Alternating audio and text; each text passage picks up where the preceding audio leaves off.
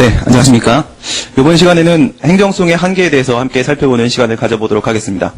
행정소송의 한계라고 하게 되면은 행정소송에 대한 논의를 들어가기 맨 처음 단계에서 우리가 살펴보는 내용입니다. 잘 알고 계시는 대로 행정소송은 3단계로 이루어지게 되겠죠. 첫 번째는 소송 요건에 대해서 심사를 하게 되는 소송재판과 그리고 처분 등의 위법성 여부를 판단하는 본안재판, 그리고 법원의 최종적 판단으로서 판결에 대한 효력을 우리가 살펴보게 됩니다. 그런데 소송 재판에 대한 논의를 하기 이전 단계에서, 즉 소송 요건에 대한 심사 논의를 하기 이전 단계에서 우리가 검토하게 되는 부분이 바로 행정소송의 한계다, 이렇게 생각을 하시면 됩니다. 행정소송의 한계, 즉 행정소송에 대한 법원의 재판의 범위를 어디까지 인정할 것인가인데요. 행정소송의 한계에 해당하게 되면 법원은 그 재판을 각하 판결하게 됩니다. 물론 아시는 대로 소송 요건이 흠결된 경우에도 각하 판결의 대상이 되겠죠. 그러면 행정소송의 한계와 그리고 소송 요건 심사는 어떻게 다를까요? 행정소송의 한계는 사법심사의 본질적인 측면에서 논의되는 것입니다. 소송 요건이라고 한다면 각각의 행정소송마다 그 소송 요건이 조금씩 달라질 텐데요. 행정소송의 한계는 그것이 아니라 행정소송의 본질적 측면에서 논의된다는 차이점을 여러분들이 인식할 필요가 있겠네요. 그러면 우리 교재로 들어가서 행정소송의 한계 내용을 하나씩 한번 보도록 하겠습니다. 내용을 살펴보기 전에 여러분들이 옆에다가 도의식 체계도를 좀 같이 펴놓으시고 같이 비교를 하면서 좀 보도록 하겠습니다. 첫 번째 내용을 보시면 행정소송법이 개괄주의 원칙을 채택하고 있음에도 불구하고 이렇게 되어 있는데요. 이건 무슨 말이냐? 과거에는 행정소송의 대상이 되는 사건들을 우리가 하나씩 열거해서 이것들만 행정소송의 대상이 될 수 있다. 즉 이런 걸 우리가 열기주의라고 합니다. 행정소송의 대상이 되는 것들을 따로 하나씩 정해놓고 그 외의 것들은 행정소송의 대상이 될 수 없음이 물론이겠죠. 하지만 지금은 개괄주의 원칙을 채택하고 있지만 그렇다고 해서 모든 일체 공법상 분쟁이 전부 다 행정소송의 대상이 되지는 않는다는 것인데요. 그 뒤에 보시면 일체 공법상 분쟁이 소송의 대상이 되는 것은 아니다. 특히나 처분의 위법성을 판단하는 것이 중점적으로 논의된다는 점을 고려한다면 모든 위법한 처분이 행정소송의 대상이 되지 않는다는 점에서 과연 그 경계가 어디까지일 것인가, 이 같은 논의가 행정소송의 한계 논의입니다. 그 의식 체계도를 한번 보시게 되면은 개괄주의 원칙이라고 되어 있으면서 오른쪽 화살표를 치고 하지만 일체 공법상 분쟁이 모두 다 행정소의 대상은 아니라고 되어 있죠. 그러면서 행정소송의 한계의 내용은 우리 두 가지로 크게 분류를 하게 됩니다. 하나는 사법 본질에 따른 한계 문제와 두 번째 권력분리 원칙에 따른 한계 문제, 두 가지 측면에서 논의를 하게 되고요. 첫 번째 사법 본질에 따른 한계는 어떤 것을 다루는 것일까요? 행정소송 역시도 민사소송이나 형사소송, 헌법소송과 마찬가지로 사법작용의 일종입니다. 그렇다면 사법작용의 대상이 될 수 없는 사건이라면 행정소송의 대상이 될 수 없는 것은 당연하겠죠. 그 같은 논의가 바로 사법 본질에 따른 한계 논의입니다. 그러면 사법심사의 대상이 될 수 있는 것은 과연 무엇일까요? 그것을 우리가 살펴봐야 될 텐데요. 사법심사의 대상이 되는 것은 바로 법률적 분쟁이라는 것입니다. 법률적 분쟁이라는 것은 무엇인가? 사람과 사람 사이에, 당사자 사이에 구체적인 권리 의무 관계에 대한 법령 적용상의 분쟁을 우리가 법률상 분쟁이라고 말합니다. 이 법률상 분쟁만이 사법심사의 대상이 될 수 있고 또한 행정소송의 대상이 될 수가 있습니다. 그러면 여기서 사람과 사람 사이에 구체적인 권리 의무 관계에 대한 법령 적용상의 분쟁이라고 했는데 우리 이것을 하나씩 한번 끊어서 살펴보도록 하겠습니다. 구체적인 권리 의무에 관한 사건성과 그리고 법령 적용상의 문제니까 법 적용이 가능한 사건인가에 대한 문제, 두 가지로 우리가 구분을 해보도록 할 텐데요. 먼저 구체적인 권리 의무에 관한 사건을 오른쪽에 보시게 되면 구체적 사건과 그리고 권리 의무에 관한 사건으로 다시 구분을 해놓고 있습니다. 구체적 사건에 대해서 심사를 하는 것이 바로 사법심사다, 사법재판이다. 이렇게 본다면 추상적인 사건은 심사가 불가능하던 것이겠죠. 이것은 바로 뭐예요? 이것은 법령의 해석 적용, 일반적인 법령의 해석 적용에 대해서는 행정소송이 불가능하다는 얘기입니다. 두 번째, 권리 의무에 관한 사건에 대한 문제를 이야기를 하고 있는데요. 행정상 사실행위, 객관적 소송, 반사적 이익, 이와 같은 세 가지 내용이 포함이 되어 있습니다. 앞서 설명을 드린 바와 같이 행정상 사실행위라는 것은 법적 행위가 아니라는 것이죠. 법적 행위라는 것은 법적 효과 발생을 목적으로 하는 것이고 사실행위라는 것은 사실적 효과 발생만을 목적으로 하는 것입니다. 말씀드린 바와 같이 법적 효과 발생이라는 것은 그 상대방의 권리 의무 관계에 대한 영향을 미치는 것을 말합니다. 따라서 사실행위는 법적 행위가 아니라는 점에서 권리 의무와 관련된 문제가 아니죠. 그러므로 사실행위는 행정소송의 대상이 될 수 없다는 내용입니다. 두 번째, 객관적 소송에 대한 이야기가 포함되어 있습니다. 우리가 일반적으로 행정소송이라고 한다면 뭘 말하는 것일까요? 우리 행정소송의 체계를 전체적으로 분류를 해봤을 때 주관적 소송 원칙이라고 이야기를 드렸었습니다. 권리 회복을 위해서 제기하는 것이 행정소송이다 이거죠. 그러면 예외적으로 권리 회복, 권리 구제를 목적으로 하지 않는 객관적 소송은 원칙적으로 제한이 될 것이고 예외적으로 개별법에 특별한 규정이 있을 때만 인정이 될 수 있다는 내용입니다. 원칙적으로는 불가능하다는 것이죠. 이 같은 내용이 어디 있다? 행정소송법 45조에 객관소송 법정주의 원칙을 채택하고 있죠. 그 다음 반사적 이익에 대한 내용입니다. 반사적 이익. 물론 국민은 자신의 어떠한 이익이 침해되었다라고 주장을 하면서 행정소송을 제기할 겁니다. 그런데 만약 그 침해되었다고 주장하는 이익이 법이 보호하는 이익, 즉 권리가 아니라면 과연 이것을 행정소송의 대상으로 삼아 주어야 될까요? 권리 구제를 목적으로 제기하는 것이 원칙이라는 점에서 이익 침해를 주장했다고 하더라도 그것이 단순한 반사적 이익, 사실적 이익에 지나지 않는다면 행정소송의 대상이 될 수 없다는 얘기입니다. 이 같은 얘기가 바로 권리 의무에 관한 사건성 이 부분에 포함되어 있는 것이겠죠. 지금까지 구체적 권리 의무에 관한 사건 부분까지 보았습니다. 그럼 도의식 체계도에서 아래 법령 적용 가능성 부분을 한번 보도록 하겠습니다. 법령 적용 가능성에 대한 문제는 법을 해석 적용함으로써 해결될 수 있는 분쟁만이 행정소송의 대상이 될 수 있다는 것이죠. 법을 해석 적용함으로써 해결될 수 있는 분쟁이다. 간단히 말하면 여러분들 이렇게 생각을 하시면 됩니다. 법치주의가 적용되냐 안 되냐 이거죠. 만약에 법치주의가 적용되지 않는 영역의 문제라고 한다면 법에 위반되어서 위법이라는 말을 할 수가 없겠죠. 따라서 위법 심사를 할 수가 없다면 행정소송의 대상이 당연히 될 수가 없을 것입니다. 이 같은 내용들은 우리가 앞에서 살펴보았던 통치행위나 특별권력관계 등과 같은 내용들이 있고요. 또한 재량행위나 판단 여지의 경우에 있어서는 원칙적으로 위법적 법에 대한 문제가 발생하는 것이 아니라 정당 부당의 문제만 발생한다는 점에서 행정소송의 한계로서 논의가 될 수 있습니다. 위에 1번 사법 본질에 따른 한계, 첫 번째 양가로 1번에서는 구체적 권리 의무에 관한 사건성과 양가로 2번에서는 법령 적용 가능성에 대한 문제를 살펴보았고 그 다음 구체적 권리 의무에 관한 사건은 구체적 사건과 그리고 권리 의무에 관한 사건으로 나눠서 한번 살펴보았습니다. 그러면 행정소송의 한계는 크게 두 가지로 나온다고 했는데 하나는 사법 본질에 따른 한계고 두 번째는 권력분립 원칙에 따른 한계 문제입니다. 권력분립 원칙에 따른 한계 문제는 어렵지 않습니다. 사전소송을 인정할 것인가 말 것인가 이런 문제입니다. 과연 사전소송을 인정할 수 있겠는가? 법원이 행정부의 어떤 판단이 있기 전에 사전적으로 개입을 해서 판단을 한다고 하게 되면 행정부의 1차적 판단권을 침해할 수밖에 없을 것입니다.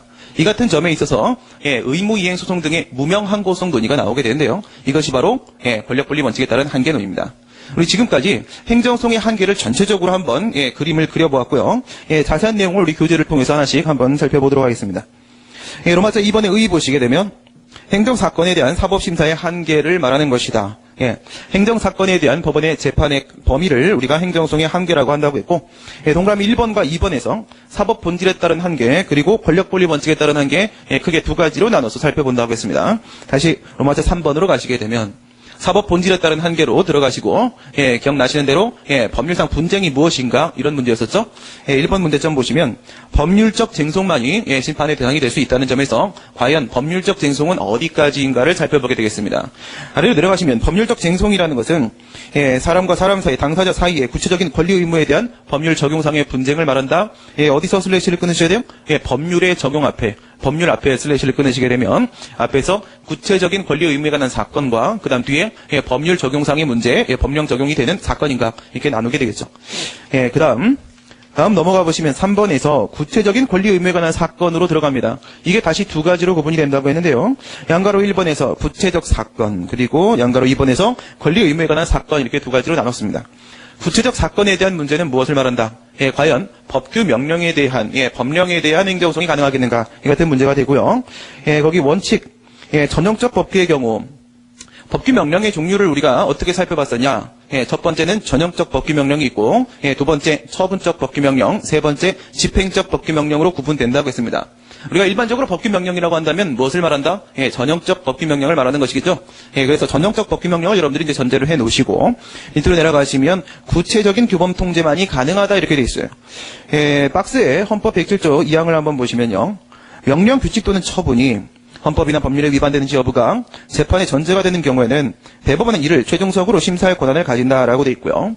대법원이 최종적으로 심사를 할 수 있다는 것은 일반 법원의 심사 대상이 될 수 있다는 말이고요. 그다음 앞부분에서 명령 규칙 부분에 여러분들이 한번 초점을 맞춰보시면 명령 규칙이라는 것은 법규 명령을 말하는 겁니다. 법규 명령. 법규 명령이 헌법이나 법률에 위반되는지 여부가라고 돼 있죠. 헌법도 역시 행정법의 법원 내에 포함이 됩니까? 그렇죠. 행정법의 법원, 우리 법률 우위 원칙에서 배웠습니다. 법률 우위 원칙에서 법률에 위반되지 마라 라고 했을 때 그 법률은 행정법의 법원을 말한다라고 했었습니다. 그리고 행정법의 법원에는 행정법의 성문법원과 행정법의 불문법원이 포함된다고 했었습니다. 그리고 행정법의 성문법원에는 우리 일반적으로 얘기하는 법률 외에도 헌법이나 그다음 법규, 명령, 조례, 규칙 등도 포함될 수 있겠죠. 그래서 헌법에 위반돼도 위법이라고 말할 수 있는 겁니다. 그렇다면 법규, 명령이 헌법이나 법률에 위반되는지 여부가 무엇이다? 재판의 전제가 되는 경우입니다. 여기서 재판의 전제가 된다는 것은 이 법규 명령이 위법한지 그렇지 않은지가 그 구체적 사건에 대한 재판의 결과를 달리 만드는 것에 대한 문제죠. 결국 그 베이스에 뭐가 깔리고 있다? 구체적 재판이 깔리고 있다는 겁니다. 그것이 바로 구체적인 규범 통제, 다른 구체적 재판이 전제가 될 때만 비로소 법규 명령에 대한 통제가 가능하다는 얘기고요. 아래 나번의 추상적 규범 통제, 추상적 법령의 일반적 효력 내지 해석에 대한 직접적인 분쟁은 원칙적으로 사법심사의 대상이 될 수가 없으므로 행정소송의 대상도 될 수가 없다. 예외가 있겠죠, 예외가. 예외가 바로 처분적 법규 명령입니다. 앞서 배우신 대로 법규 명령을 우리가 종래에는 세 가지로 구분을 했었습니다.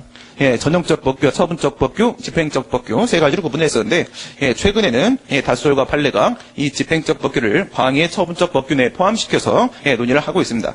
그렇다면 크게 전형적 법규하고 처분적 법규 이렇게 두 가지로 우리가 나눠 살펴볼 수 있을 텐데 처분적 법규의 경우에 있어서는 예외적으로 행정소송의 대상이 될 수 있다 이겁니다. 그래서 위에서 전형적 법규라고 전제를 깔고 내려온 것이죠. 처분적 법규는 뭐라고 했었습니까? 처분적 법규라는 것은 처분의 성질을 가지는 법규 명령이라는 것이죠. 처분의 성질을 가지는 법규 명령을 말하는 겁니다. 법규적 성질을 가지는 행정규칙이라는 것을 우리가 앞에서 배운 적이 있었습니다. 법규적 성질을 가지는 행정규칙은 법규 명령입니까? 행정규칙입니까? 법규의 성질을 가지고 있다고 했기 때문에 법규 명령으로 본다고 했죠. 그렇다면 처분적 법규는 처분의 성질을 가지는 법규 명령입니다. 그렇다면 이것은 처분이겠습니까? 아니면 법규 명령이겠습니까? 처분의 성질을 가진다라고 했기 때문에 이것은 우리가 처분으로 볼 수가 있겠죠. 그렇다면 처분적 법규는 그 실질적인 성질이 바로 처분이다 이겁니다. 처분이기 때문에 행정소송의 대상이 될 수 있다. 이것이 바로 예외가 된다. 반가로 2번에서 예외, 법령이 다른 집행행위에 매개 없이 그 자체로서 국민의 권리 의무에 영향을 미치는 경우라고 한다면 직접 항고소송의 대상이 행정소송의 대상이 될 수 있다. 이거고 오른쪽에 있는 두밀분교 폐지 조례 사건과 약재 상한의 금액 고시 사건, 이건 이제 한미약품 사건이라고 하는데요. 앞에 있는 사건은 법규 명령을 세 가지로 구분했을 때 협의의 처분적 법규 명령 많이 항고소송의 대상이 될 수 있다 이렇게 보던 판례였고요. 뒤에 있는 이 한미약품 사건은 집행적 법규 명령 역시도 광의의 처분적 법규 명령 안에 포함될 수 있으므로 행정소송의 대상이 될 수 있다라고 봤던 판례입니다. 그 다음 권리 의무에 관한 사건 보도록 합니다. 권리 의무에 관한 사건 우리 도의식체계도에서 세 가지 내용이 포함이 되어 있었습니다. 첫 번째 사실행위, 그죠? 두 번째 객관적 소송, 세 번째 반사적 이익에 대한 문제가 있었죠. 세 가지 모두 다 권리 의무와 관련된 문제가 아니라는 것이었습니다. 첫 번째 사실행위 한번 보도록 합니다. 번가로 1번에 사실행위 보시게 되면 사실행위는 비권력적 사실행위와 권력적 사실행위로 이렇게 두 가지 구분이 됩니다. 그러면 우리가 일반적으로 사실행위라고 하게 되면 무엇을 말하는 것이죠? 이것도 우리가 앞에서 배웠네요. 비권력적 사실행위를 말하는 거죠. 비권력적 사실행위. 사실성의 효과, 사실적 효과 발생만을 목적으로 하는 것이기 때문에 무엇을 목적으로 하지 않습니까? 법적 효과 발생을 목적으로 하지도 않고 법적 효과를 동반하지도 않습니다. 법적 효과가 발생한다는 것은 바로 권리 의무에 영향을 미친다는 것인데 아무런 법적 효과를 동반하지 않기 때문에 권리 의무에 아무런 영향을 미치지 않는다는 것이죠. 그러므로 사실행위는 무엇이 아니다? 권리 의무에 관한 사건이 아니라는 것입니다. 그래서 이것은 사법심사의 대상이 될 수가 없다. 나번에 있는 권력적 사실행위는 위에서 우리가 처분적 법규를 예외로 논의했다면 여기서는 권력적 사실행위는 또한 예외로서 논의가 될 수 있는 겁니다. 권력적 사실행위는 사실은 이거는 사실행위가 아니라 법적 행위입니다. 법적 행위. 잘 알고 계신 것으로 가장 대표적인 케이스가 바로 뭐예요? 강제 철거 행위죠. 위법 건축물을 만들었습니다. 그래서 철거 명령을 했어요. 철거 명령을 했음에도 불구하고 그 상대방이 그에 따른 의무를 이행하지 않아요. 철거 의무를 이행하지 않습니다. 이런 경우에 뭐로 들어갑니까? 물론 이행강제가 부과할 수도 있겠죠. 행정대집행 논의를 여러분들이 가장 잘 알고 계시죠. 행정대집행으로 들어갑니다. 그러면 계고, 대집행 영장에 의한 통지, 대집행 실행, 그리고 비용 징수의 4단계 절차로 이루어지죠. 여기서 3단계, 이게 핵심입니다. 대집행 실행. 대집행이 실행돼서 강제 철거를 들어가게 된다면 그 상대방이 저항을 해도 되겠습니까? 저항을 하면 안 되겠죠. 그죠? 포크레인을 끌고 와서 강제 철거를 한다고 했을 때 그 강제 철거를 그대로 참고 견뎌야 됩니다. 그게 바로 뭐예요? 참아야 될 의무, 수인 의무가 부과된다는 것이죠. 따라서 권력적 사실행위라는 것은 이 두 가지가 합쳐져 있는 합성행위라고 봅니다. 하나는 포크레인을 끌고 와서 철거를 시켜버리는 뭐가 있어요? 실제 사실행위가 있죠. 물리적인 집행행위가 있습니다. 물리적 집행행위 이 부분은 사실행위가 맞죠. 그런데 이 집행행위를 상대방이 저항하지 말고 참고 견뎌야 될 의무를 부과하게 된다. 수인 의무를 부과한다는 점에서 수인 하명 역시 그 안에 포함이 되어 있다는 겁니다. 행정행위 파트에서 여러분들 배우신 대로 수인 하명이라고 하게 되면 자기, 부자기, 급부, 수인 의무를 부과하는 걸 뭐라고 한다? 하명이라고 한다고 했죠? 자기하명, 부자기하명, 급부하명, 수인하명. 그렇죠? 이 같은 하명은 뭐에 포함된다? 명령적 행정행위 안에 포함이 됐었습니다. 다탁하라는 친구가 이런 식으로 분류를 한다고 했습니다. 그럼 명령적 행정행위는 행정행위의 일종이죠. 그러므로 이 권리의무에 영향을 미치는 부분이 포함이 되어 있기 때문에 이 권력적 사실행위는 그 처분성이 인정이 되고 따라서 권리의무에 관한 사건이 맞기 때문에 행정소송의 대상이 될 수 있다. 이 예외적인 경우로 여러분들이 나눠보셔야 되겠습니다. 그 다음 객관적 소송을 보시게 되면 객관적 소송 우리 다시 한번 나눠볼까요? 행정소송을 크게 한번 나눠보도록 하겠습니다. 여러분 행정소송의 종류는 어디 있습니까? 행정소송법 3조에 있죠. 3조에 있습니다. 3조에 보시게 되면은 제1호에서 항고소송, 2호에서 당사자소송, 3호에서 민중소송, 4호에서 기관소송 이렇게 네 가지로 구분해 놓고 있습니다. 그런데 행정소송은 크게 나눴을 때 주관적 소송과 객관적 소송으로 나눌 수가 있겠죠. 그렇다면 1호와 2호에 있는 항고소송과 당사자소송은 어디 포함된다? 이건 주관적 소송에 해당합니다. 그 다음 민중소송과 기관소송은 어디에 해당한다? 이것은 객관적 소송에 해당합니다. 민중소송은 대표적으로 당선소송이나 선거소송 이런 것을 말한다고 했었어요. 투표소송. 그렇다면 이 민중소송이라는 것은 뭐예요? 내가 싫어하는 사람이 당선이 됐어요. 그러면 그 사람의 당선을 무효 확인을 받고 싶어요. 그럼 그 사람이 당선이 취소가 돼버리게 되면은 어떤 나의 권리의무에 영향을 미칩니까? 당장 미치는 건 없죠. 그렇죠? 내가 사실적으로 기분이 좋은 것뿐입니다. 그렇죠? 그렇기 때문에 이것은 뭐다? 법령 적용, 행정법규 적용에 있어서의 위법성만 판단하고 행정 통제의 의미만 가지고 끝난다는 것이죠. 권리 의무와 관계가 없는 문제입니다. 기관 소송의 경우에 있어서는 어땠습니까? 기관 소송은 행정기관 간의 다툼 문제죠. 원고가 행정기관입니다. 우리 알기 쉬운 행정법에서 그렇게 얘기를 했었습니다. 행정기관이라는 건 무엇이다? 우리 몸에 신체 기관이 있듯이 국가나 지방자치단체에게도 행정기관이 있다 이거죠. 행정기관은 사람이 아니라고 했죠. 국가의 손과 발의 역할을 해주는 신체 기관에 지나지 않는다. 사람이 아니죠. 사람이 아니라고 한다면 권리의무 주체가 될 수가 없습니다. 따라서 기관소송은 태생적으로 주관적 소송일 수가 없었던 것이죠. 그래서 이렇게 우리 주관소송과 객관소송 이렇게 나눴었고요. 그 다음 주관소송에 항고소송, 당사소송 포함되어 있었고 항고소송에는 취소, 무효, 부작위, 위협항해소송 이렇게 세 가지가 들어가 있었습니다. 이거는 행정소송법 4조에 나와 있었고요. 당사자 소송은 실질적 당사소송과 형식적 당사소송이라는 것으로 구분이 됩니다. 이건 이제 뒤에서 우리가 다시 배우게 될 것이고요. 그러면 그 밑에 있는 민중소송과 기관소송이 바로 객관적 소송인 것입니다. 객관적 소송. 객관적 소송은 권리의무와 관련된 문제가 아니기 때문에 원칙적으로 사법심사의 대상이 될 수가 없다 이런 얘기죠. 국민의 권리의무와 직접 관계가 없이 오직 행정법규의 정당한 적용만을 목적으로 하기 때문에 이건 특히 민중소송을 말하는 것이고요. 법률이 특별히 인정하는 경우 외에는 사법심사의 대상이 될 수가 없다. 별도의 법적 근거가 있으면 인정될 수도 있는 것이죠. 이 같은 것은 행정소송법 45조에 별도의 규정이 있습니다. 객관소송 법정주의 원칙. 민중소송에 적용시키게 되면 우리가 이것을 민중소송 법정주의라고 하고 기관소송에 적용을 시키게 되면 이것을 우리가 기관소송 법정주의라고 이야기를 합니다. 양가로 3번에 반사적 이익을 한번 보도록 하겠습니다. 반사적 이익. 위에 있는 사실행위는 소송 요건과 연결을 시켜보게 되면은 사실행위는 특히나 대상 적격과 관련돼서 주로 논의가 되고 여기 있는 반사적 이익은 원고 적격과 관련돼서 주로 논의가 된다고 보시면 되겠고요. 반사적 이익의 침해는 국민의 권리 의무에 관한 문제가 아니기 때문에 사법심사의 대상이 될 수가 없다 이렇게 얘기를 하고 있습니다. 앞에서 개인적 공권과 반사적 이익 테마에서 우리 이런 이야기를 한 적이 있었습니다. 여러분 이제 공권이 성립이 되기 위해서 공권이 뭐예요? 공법상 권리. 공법상 권리가 침해되었을 때만 행정성을 제기할 수가 있죠. 그러면 공법상 권리, 공권이 성립되기 위해서는 어떤 요건이 필요하다? 강행법규의 의무 부과와 의무 부과한 강행법규의 사익보호성과 이렇게 두 가지 요건이 필요하다고 했습니다. 간단히 말하면 의무 부과성과 사익보호성 두 가지 요건이 필요하다고 했죠.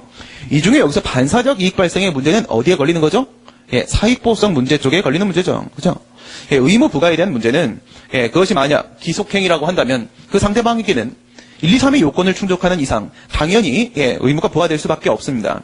의무 부과는 누구 쪽의 의무예요? 이거는 국가적 공의무를 말하는 거죠. 국가에게 부과되는 의무를 말하는 겁니다.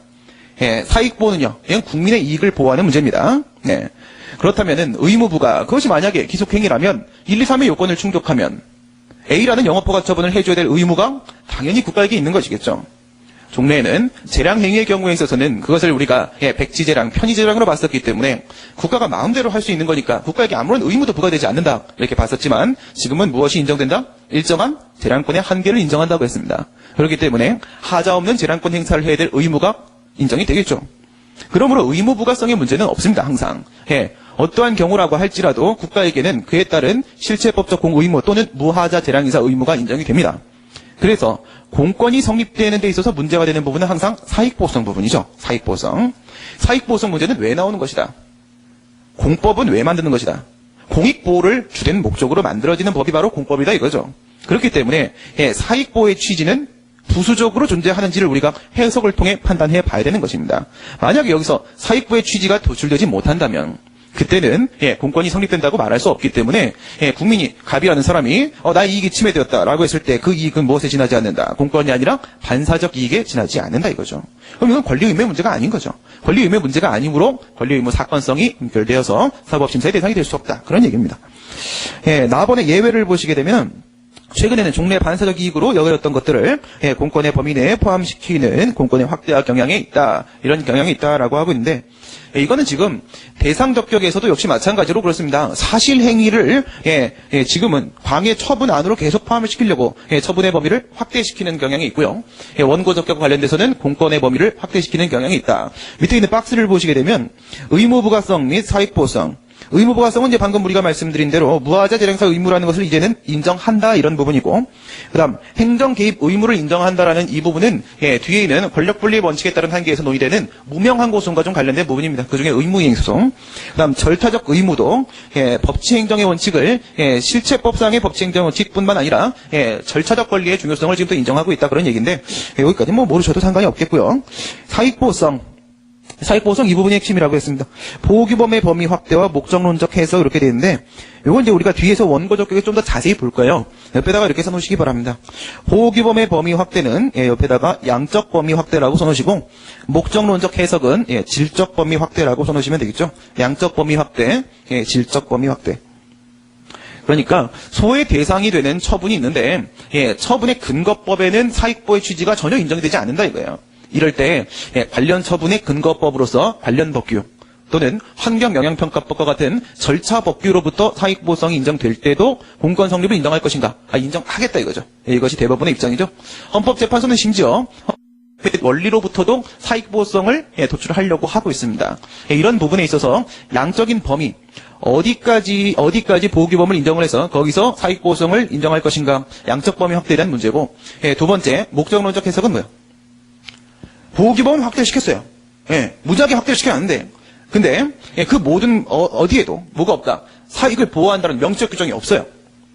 사익을 보호한다는 명시적 규정은 정말로 찾아보기가 힘듭니다. 그러면 이렇게 양적 범위를 확대시킨 것이 전부 다 무의미한 경우가 되어버리겠죠. 그래서 명시적인 사익보호에 대한 규정이 없다고 할지라도 목적론적으로 해석을 해서 사익보호성을 도출을 한다 이겁니다. 목적론적 해석. 이게 사익보호성 확대에 대한 문제고요. 그다음 법령 적용 가능성에 대한 논의를 보도록 하겠습니다. 관련된 내용들은 이제 사실 앞에서 거의 다 설명이 됐던 내용들인데요.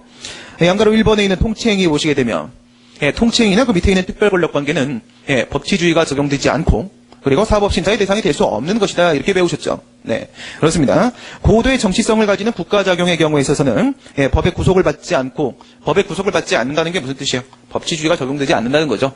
따라서 위법, 적법의 문제가 있을 수가 없고 그러므로 사법심사의 대상이 될 수가 없다. 이런 얘기입니다. 앞에서 여러분들이 다 배우셨던 내용이고요.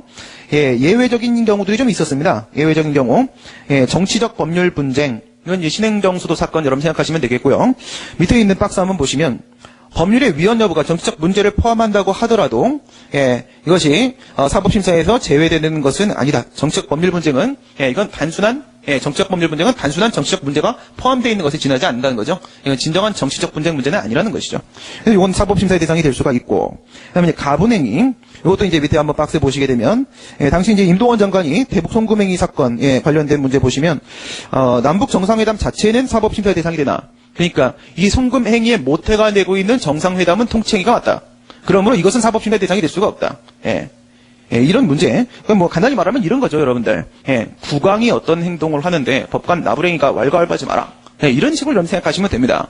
그러니까 당시에 김대중 전 대통령과 그다음에 북한의 김정일 국방위원장이 남북 정상회담을 하는데 그 부분에 대해서 판사가 이거 위협한 행위니까 하면 안 된다. 이렇게 왈가왈부할 수 있는 문제가 아니라는 것이죠. 그죠? 이거는 통치행위가 맞다는 거예요. 맞기 때문에 사법심사의 대상으로 삼을 수가 없다.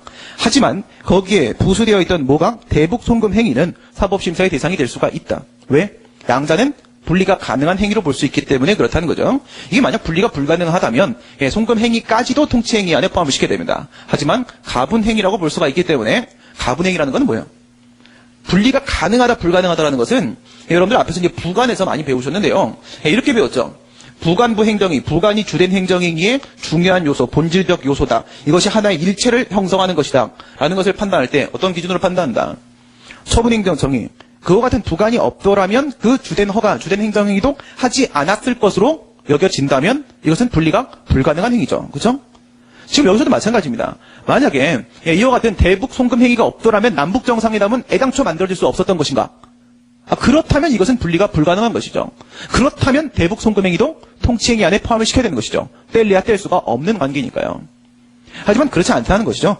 가분적 행위라고 봐야 될 것이기 때문에 이 송금 행위에 대해서는 사법심사가 될 수가 있다라는 것이고요. 그 다음에 세 번째 판례 보시면 금융실명제 사건 관련돼서 이건 이제 김영삼 전 대통령이 했던 행적 중에서 유일하게 잘한 일이 이거 하나죠. 그렇죠? 1993년도 금융실명제 사건. 유일하게 잘한 게 하나가 있었어요. 그렇죠? 네. 그런데 여기서 이제 헌법재판소가 뭐라고 했었냐면 사법심사의 대상으로 삼지 않겠다라고 했습니다. 그죠? 이거는 긴급재정경제명령에 해당하기 때문에 사법심사의 대상이 될 수 없다라고 하면서도 이런 말을 했었죠. 국민의 기본권을 직접 침해하는 경우에는 사법심사의 대상이 될 수가 있다라고 했습니다. 이게 무슨 말이에요? 국민의 기본권 보장을, 그 기본권 보장을, 그 헌법재판소 입장에서는 기본권 보장을, 위해서 그 직접 침해되는 경우에 사법심사의 대상으로 삼을 수가 있다. 여기까지가 우리가 이제, 예외로 삼을 수 있다는 것이고, 그 다음 이제 특별권력관계 한번 보도록 하겠습니다. 특별권력관계. 통치행위와 그다지 다르지 않습니다. 특별권력관계. 특별권력관계. 이건 언제 당시 얘기죠? 19세기 입헌군주의 당시죠. 독일에서. 그죠? 우리 행정법에서 중요한 역사적인 기점은 두 번이 있죠. 그죠? 첫 번째는 이제 19세기 입헌군주의 당시가 하나가 있고, 그 다음 두 번째는 2차 세계대전. 이렇게 두 가지 중요한 기점이 있는데, 종래에는 특별권력관계의 내부 행위에 대해서는 법이 적용될 수 없다라고 봤다. 법이 적용될 수 없다. 무슨 법이 적용될 수 없다는 거죠? 의회가 제정한 법률이 적용될 수 없다 이거죠. 특별권력관계 배웠을 때 한번 생각해 보세요. 어떻게 돼 있었다? 사회가, 우리 이제, 사회가 이렇게 있다고 하면 반으로 나누세요. 반으로 나눴을 때, 이쪽에는 누가 있다? 여기는 군주가 있다 이거예요. 그죠? 이쪽에는 의회가 있다 이겁니다. 그렇다면은, 의회가 제정한 법률은 여기에만 적용이 되고, 어디엔 적용될 수 없다? 이 특별 권력 관계 안에는 적용이 될 수 없다. 여기서든 군주가 만든 특별 명령에 의해서, 지배받는 곳이다. 그래서, 의회가 만든 법률이 적용될 수 없는 영역을 당시에 병존을 인정을 했었습니다. 그것이 이제 특별 권력 관계인데, 최근에는, 특별 권력 관계를 인정을 하는가? 당시에 우리 뭐라고 했냐? 통소의 판례 입장은 형식적 부정설이라고 했습니다. 형식적 부정설. 그 전면적으로 부정을 하고, 그 중에서, 일반 행정법 관계설과 특별 행정법 관계설이 있었죠? 그 중에, 특별 행정법 관계설의 입장이 타당하다. 특별 행정법 관계라고 했습니다. 특별 행정법 관계라고 했으니까 당연히 법이 적용될 수 있는 관계가 맞다는 것이죠. 다만 예외적으로 재량이나 판단 여지의 범위를 좀 더 확대해서 인정을 하자. 이렇게 얘기를 했었습니다.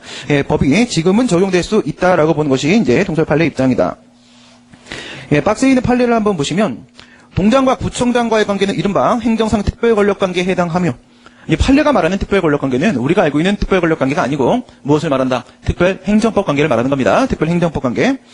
특별권력관계에 해당하며 특별권력관계에 있어서도 위법부당한 특별권력의 발동으로 말미암아 권리를 침해당한 자의 경우에 있어서는 그 위법 부당한 처분의 취소를 구할 수 있다. 소송을 제기할 수 있다는 얘기죠. 소의 대상이 될 수 있다라는 것은 바로 지금은 종래 특별권력관계 이론을 인정하지 않는다라는 얘기죠. 그 다음 밑에 재량행위 보도록 합니다. 재량행위. 입법자가 행정부에게 인정하는 게 바로 뭐야? 재량권입니다. 재량권. 재량권은 누가 행정부에게 인정하는 거라고요? 입법자가 인정하는 거죠. 판단 여지는 누가 인정하는 겁니까? 이거는 사법부가 인정해 주는 겁니다. 그렇죠? 그런데 재량권의 행사의 잘못은 원칙적으로 위법적법의 문제다, 정당부당의 문제다.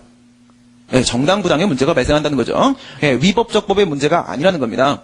그래서 입법자가 부여해준 재량권의 범위 내에서 약간의 잘못이 있다고 하더라도 그것은 정당 부당의 문제에 지나지 않는다. 따라서 위법적법의 문제가 아니기 때문에 사법심사의 대상이 될 수 없음이 원칙이다 이거죠. 그러나 지금 제가 뭐라고 했어요? 입법자가 부여한 재량권의 범위 내에서 약간의 잘못이 있더라도라고 했습니다.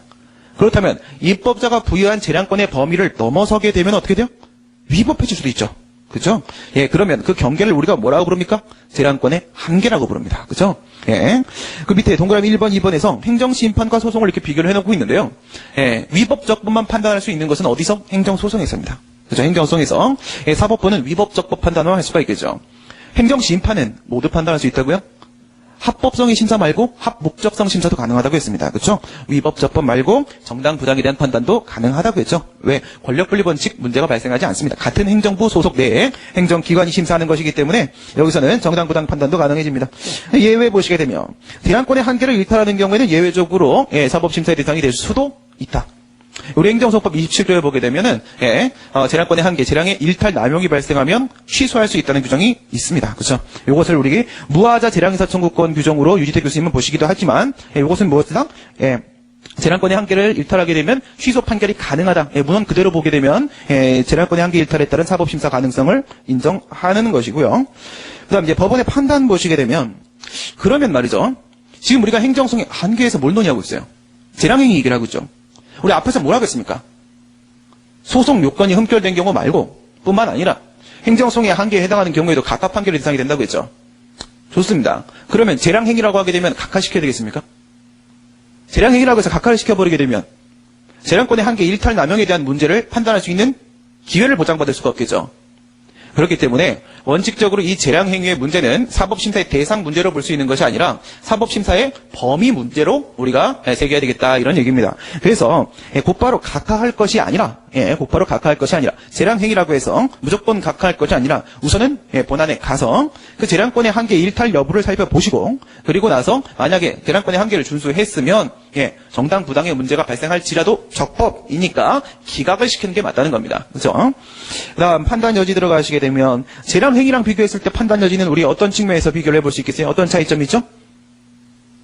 우리 법규범위 어떻게 생겼어요? 1, 2, 3의 요건을 충족하면 A라는 처분을 한다. 이렇게 생겼죠. 여기서 1, 2, 3의 요건이 바로 뭐예요? 이런 조건 프로그램에서 1, 2, 3의 요건, 이 조건 부분이 법률 요건 부분이고 A라는 처분, 법적 효과를 규정해 놓고 있는 부분이 법률 효과 부분이죠. 이 법률 효과 부분에서 1, 2, 3의 요건을 충족을 했다고 할지라도 A라는 처분을 할 수도 있다라고 돼 있으면 그것이 재량행위가 되는 것이고 해야 한다라고 돼 있으면 기속행위가 되는 것이겠죠. 재량과 기속의 문제는 법률 효과 부분의 문제입니다. 그죠? 그러면 판단 여지는 어디서 논의되는 거예요? 법률 요건 부분에서 논의가 되는 것이죠. 법률 요건 부분에서 1, 2, 3의 요건이라는 그 요건이 만약에 구체적 내용으로 정해져 있으면 상관이 없겠지만 어떤 경우도 있겠어요. 입법자가 사전에 일일이 어떤 경우가 발생할 수 있는지를 전부 다 예측할 수는 없어요. 그렇죠? 이런 입법 기술적 한계로 인해서 추상적 개념으로 정의해놓은 경우들이 있다 이거죠. 그래서 법률 요건 부분이 추상적이고 다의적인 개념으로 만들어져 있다면 그걸 뭐라 불러요? 불확정 개념이라고 부르죠. 그렇죠? 불확정 개념으로 정해져 있을 때부터 문제가 시작되는 것이었습니다. 그렇죠? 불확정 개념으로 정해져 있다고 할지라도 이 법률 요건 부분은 사법부의 전속적 판단 영역이기 때문에 우선은 사법심사 대상이 될 수 있습니다. 그런데 이 불확정 개념이 사용되고 또한 사법부가 판단할 수 없는 구체적인 영역으로 넘어가 버리게 되면 그걸 우리가 뭐라 불러요? 판단여지라고 부릅니다. 판단여지. 이건 뭐예요? 이거는 입법자가 행정부에게 어떤 재량권, 판단의 재량권을 인정한 것이 아니라 누가 준 거예요? 사법부가 자기가 판단을 못하기 때문에 포기한 겁니다. 포기하고 행정부에게 판단을 하도록 하고 그 판단을 내가 존중하겠다라고 인정하는 부분이 바로 판단 여지가 되는 것이죠. 판단 여지. 전문적 정책적 평가 영역의 경우에 있어서는 물론 이거는 불확정 개념이 사용되어 있음을 전제로 하고 있는 겁니다. 비전문성으로 인해서 행정부의 판단을 존중할 필요가 있는데 이런 경우를 우리가 판단 여지라고 한다. 이 판단 여지도 재량행위와 마찬가지로 행정부의 판단을 존중한다고 했습니다. 일정한 범위 내에서. 그렇다면 위법적법의 문제가 아니라 정당 부당의 문제밖에 발생하지 않습니다. 그럼 여기도 위에는 재량행위와 마찬가지로 원칙적으로 사법심사 대상이 안 되겠죠. 뭐가? 판단 여지가 인정이 되면 말이야. 그죠? 그러나 위에서도 뭐라고 했습니까? 위에서도 재량권을 인정한다고 해서 그것이 무제한적인 재량권을 인정하는 것은 아니라고 했죠. 일정한 한계가 있다고 했습니다. 여기도 마찬가지죠. 법률 요건 부분의 판단 여지에 있어서 무제한적인 판단의 자유를 인정하는 것은 아니라는 것이죠. 일정한 한계가 있다는 것입니다. 이 한계를 일탈하는 경우에는 그것도 역시 위법이 될 수 있다 이거죠. 그래서 한계 일탈한 경우에는 사법심사 대상이 될 수가 있다. 여기까지입니다. 예, 그러면 마지막으로 이제 권력분리 원칙에 따른 한계를 한번 보도록 하겠습니다. 권력분리 원칙에 따른 한계. 다시 이제 도의식 체계도로 한번 와보시게 되면 앞서 말씀드린 대로 이 권력분리 원칙에 따른 한계 문제는 사전소송을 인정할 수 있겠는가 없겠는가 이런 문제라고 했어요. 사전소송을 인정할 수 있겠냐 없겠냐. 무명항고소 문제죠. 무명항고소. 예, 행정소송법 제4조에 보시게 되면 항고소의 종류를 무엇으로 정해놓고 있습니까? 취소소송, 무효등확인소송, 부작위 위협확인소송 세 가지로 정해놓고 있습니다. 그런데 이 세 가지의 항고소는 모두 다 사후적 소송이더라 이거죠. 사후적 소송. 이미 어떠한 처분이 나오고 나서 말이에요. 이미 어떠한 처분이 나오고 나서 이미 권리침해가 발생하고 나서 사후적으로 다투는 겁니다. 사후적 권리구제 수단이더라 이거죠. 그러나 사전적으로 위법한 행위가 발해지지 않도록 막는 것이 권리구제에 있어서는 훨씬 더 유익하겠죠. 따라서 사전적 권리구제 수단으로서 절차 통제 외에 이와 같은 소송을 인정할 수 있겠는가? 사전적 권리구제 수단으로서 무명항고소이라는 사전소송을 인정할 수 있겠는가? 이 문제가 바로 권력분리 원칙에 따른 한계 무명항고소 문제입니다. 그럼 왜 이름은 무명항고소이죠? 행정소송법 4조에서 취소송이나 무효등확인소송이나 부작위협환송은 그 이름을 부여해줬어요. 그렇죠? 예, 우리가 그 꽃에 이름을 부여주면 나에게 어떤 의미로 다가오는 겁니다. 아직 이름을 주지 않았어요. 그렇죠? 이름이 없어요. 이름이 없기 때문에 무명항고소송 또는 행정소송법에 정해져 있지 않기 때문에 법정 외항고소송이라고도 합니다. 예, 도의식 체계도 우측 하단 부분을 한번 보시게 되면 무명항고소송을 다시 두 개로 나누고 있는데요. 하나는 처분의 내용이 침익적인 처분일 때, 처분의 내용이 수익적인 처분일 때 이렇게 나눠놓고 있습니다. 여러분 우리 개인적 공권과 반사적 이익 테마에서 수익적 처분을 대상으로 하는 공권을 무엇이라고 했습니까? 이행 청구권이죠.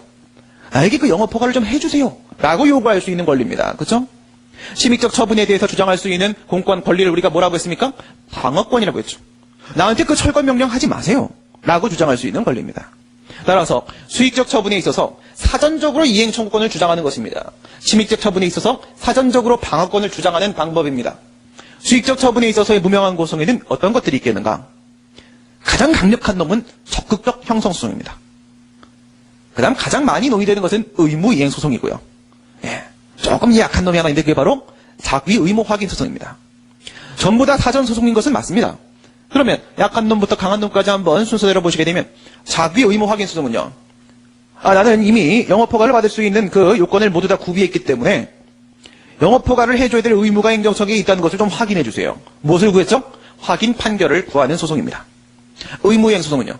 나는 모든 요건을 다 구비했으니까 나한테 영업허가 처분을 하라고 행정청에게 명령을 좀 해주세요. 예, 이행 판결을 구하는 소송입니다. 적극적 형성소송은 뭐예요? 이건 법원에 뛰어가서 이겁니다. 내가 요건을 다 지금 구비해왔으니까 법원이 처분 좀 해주세요. 예, 적극적 형성 판결을 해달라고 구하는 것이죠. 예, 이 중에 가장 주되게 논의되는 것은 의무이행소송이고요. 그런데 의무이행소송 논의하실 때 저는 판례가 의무이행소송과 적극적 형성소송을 항상 같이 판시합니다. 그래서 여러분들이 특별히 이것을 구별할 이유는 없다고 보고요. 주되게는 의무이행소송이 주로 책에서 많이 논의가 됩니다. 그 다음 침익적 처분에 대한 무명항고소 한번 보시게 되면 의무이행소송에 대응될 수 있는 게 바로 예방적 금지소송입니다. 예방적 금지소송 또는 예방적 부작위소송이라고도 하고요. 수익적 처분에 대해서 작위 의무 확인 소송이 있었다면 침익적 처분에 어떤 게 있을 수 있어요? 부작위 의무 확인 소송이라는 게 있겠죠. 부작위 의무 확인 소송.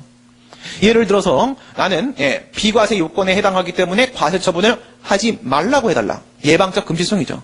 그렇죠? 나의 건물은 이건 위법권 충분히 아니니까 철거 명령 하지 말라고 해달라. 이것도 역시 마찬가지로 명령 판결을 구하는 소송인 것은 맞습니다. 그래서 의무이행소송이 이렇게 대응이 되는 것이고요. 그 다음 부작위 의무 확인 소송은 그와 같은 행위를 해서는 아니 된다라는 국가의 의무를 확인해달라는 확인 판결을 구하는 소송에 해당합니다. 근데 뭐가 없어요?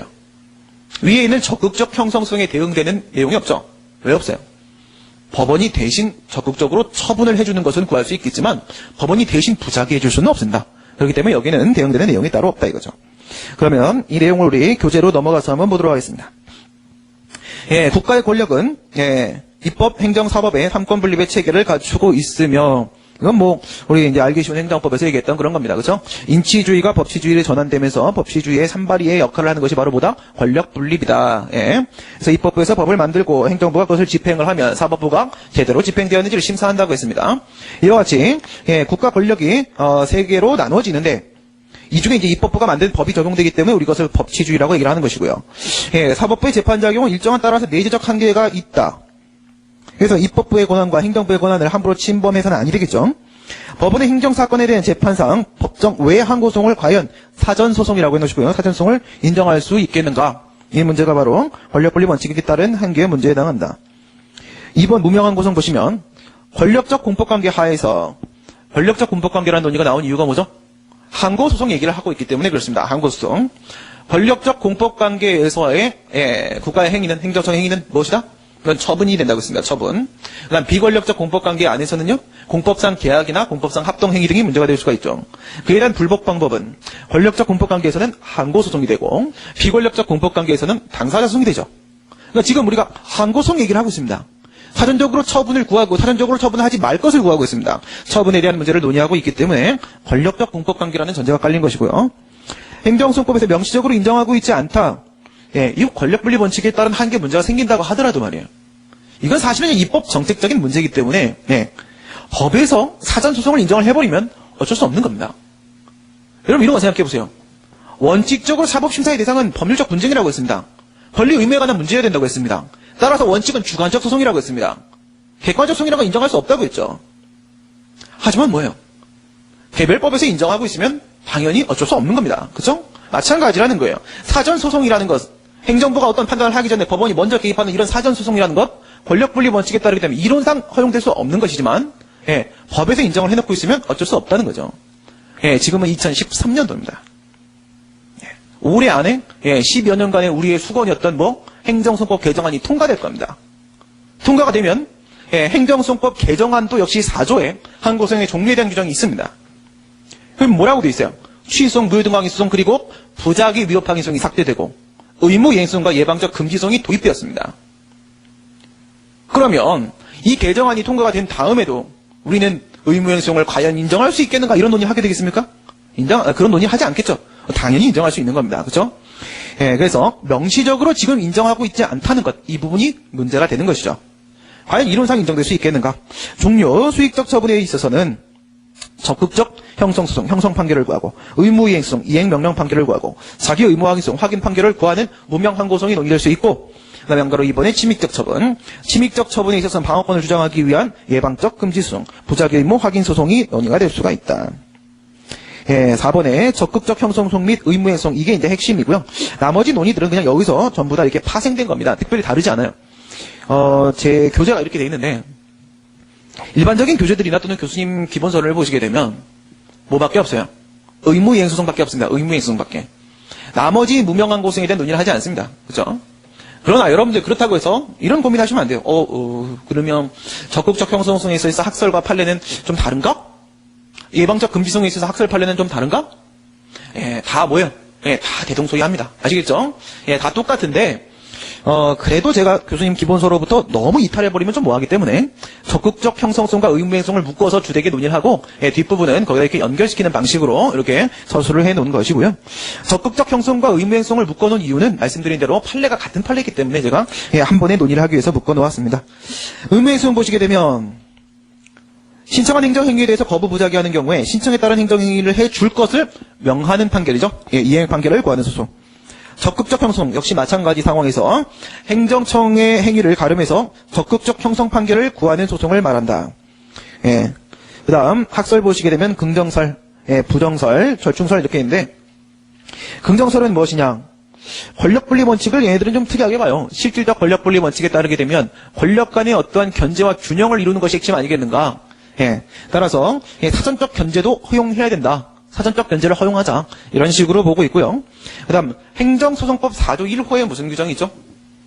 취소송 규정이 있죠. 취소송. 취소송에 보시게 되면 뭐라고 되어 있습니까? 위법한 처분 등을 취소 또는 변경하는 소송이라고 되어 있습니다. 변경이라는 것이 포함되어 있죠. 변경. 이 변경을 긍정설은 무엇으로 해석한다? 적극적 변경으로 해석을 한다는 겁니다. 적극적 변경. 통설 판례는 어떻게 봐요? 행정심판의 종류는 어디 있나요? 행정심판법 5조에 있죠. 취소심판, 무효등광심판, 의무행심판. 행정소송에서 항고송의 종류는 어디 있습니까? 행정소송법 4조에 있죠. 여기서 행정소송법 4조 1호에는 취소소송, 행정심판법 5조 1호에는 취소심판 규정을 두고 있는데 둘 다 취소 또는 변경이라고 되어 있습니다. 동사를 판례 어떻게 본다?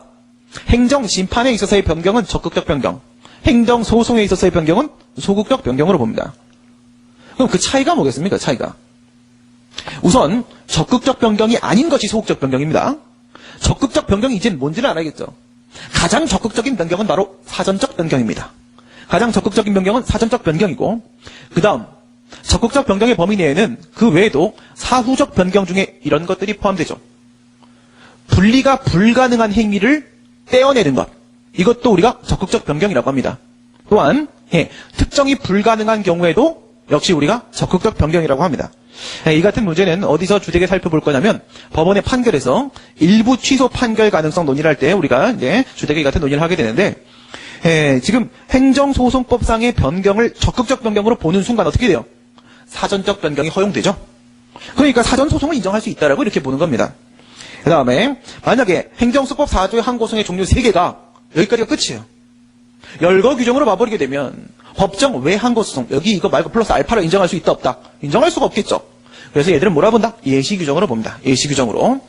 부정서를 보시게 되면 법원이 먼저 판단을 하게 되면은 행정부의 1차적 판단권을 침해하게 되고 이러면 권력분리 원칙에 반할 수밖에 없지 않겠는가? 원칙대로 가고 있습니다. 원칙을 고수하고 있습니다.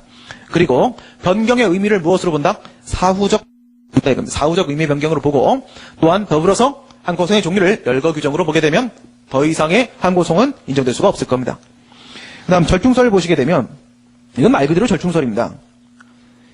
처분 요건이 이리적 구체적으로 규정이 되어 있고 사전적으로 구제하지 않으면 회복하기 어려운 손해 발생의 우려가 있으며 현대 행정소송법에 정해져 있는 취소, 무효, 부작위협 항소송 등의 법정 항고송 가지고는 권리구제가 안 될 때는 구체적 타당성 측면에서 예외적으로 무명 항고송을 사전송을 인정할 수도 있지 않겠는가 이렇게 주장을 하는 것인데요.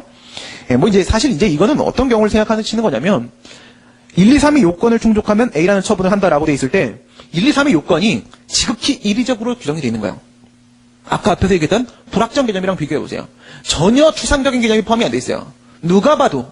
누구 항상? 우리 엄마예요, 우리 엄마. 우리 엄마가 봐도 이게 요건에 해당하는지 안 하는지가 명확한 거야. 너무나 이리적으로 정해져 있는 거야. 그리고 그게 기속행위야. 이러면 어떻게 돼요?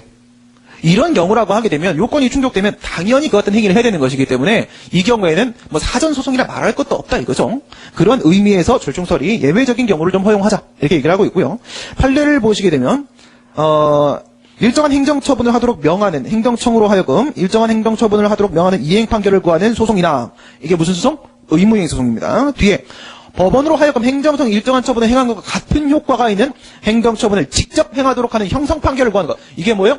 적극적 형성소송이죠. 앞부분이 의무이행 소송, 뒷부분이 적극적 형성을 뭐다? 허용되지 아니한다라고 판시했습니다. 그래서 부정설의 입장을 취하고 있네요. 행정소송법 개정안이 통과가 되면 당연히 의무이행소송 등이 인정될 수 있을 겁니다. 그러나 의무이행소송이 없다고 해서 현행 행정소송법 규정만 가지고 이 행정소송 제도만 가지고 권리구제가 안 되는 영역이 있느냐 이겁니다. 그 생각을 해보셔야겠죠. 그렇죠? 너무 깊이 들어가지 마세요. 있긴 있어요. 있긴 있는데 없다고 설명하겠습니다. 뭐야? 1, 2, 3의 요건을 충족을 했는데 상대방이 뭐야? 묵묵부답으로 일관해버린다 이거야. 그럼 어떻게 해? 부작위협 항소송 제기하면 됩니다. 그럼 부작위협 판결이 나오겠죠. 그럼 상대방이 뭐 하겠어요? 또 거부처분할 겁니다. 그럼 다시 거부처분 취소송 제기하면 됩니다. 그러면 거부처분 취소 판결 나오겠죠. 그럼 어떻게 돼? 재처분 의무라는 게 부과되죠.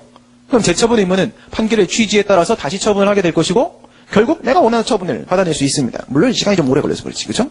그렇기 때문에 권리구제가 불가능한 건 아니라는 거예요. 그다음 이와 같은 부작위협 항소송 등에 대한 규정을 두고 있다는 것은 만약 의무이행소송 여러분들 도입되면 지금 이 순간 인정한다면 부작위 위법 확인소송이나 거부처분 취소를 제기한 사람이 있을까요?